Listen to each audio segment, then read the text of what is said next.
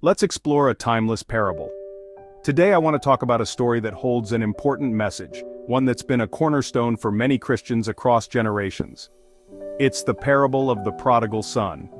So, why does this story still matter today? Well, let me break it down. In Luke 15, Jesus tells us about a father and his two sons. The younger son asks for his inheritance early, leaves home and squanders everything in reckless living. Eventually he finds himself broke and desperate, longing for his home and family. But then, something incredible happens. The son decides to return home, humbled and ready to beg for his father's forgiveness. And here's where the story gets really powerful. The father sees him from a distance, runs to him, embraces him, and throws a massive celebration to welcome him back. Now let's pause for a moment. This story isn't just about a wayward son.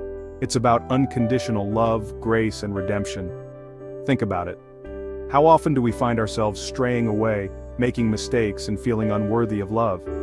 Yet this parable shows us that no matter how far we've wandered, God's arms are always open, ready to welcome us home.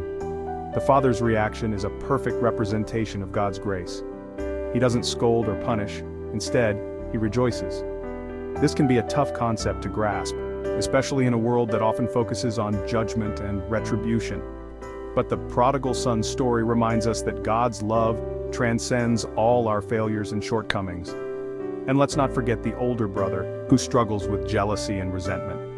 This part of the story teaches us about the dangers of self-righteousness and the importance of compassion.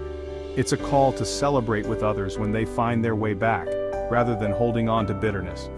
So, as you go about your day, remember the prodigal son. His journey speaks to our hearts, reminding us that it's never too late to turn back to God, and that His grace is always sufficient. The story is an invitation to embrace forgiveness, love, and a fresh start. Thanks for watching.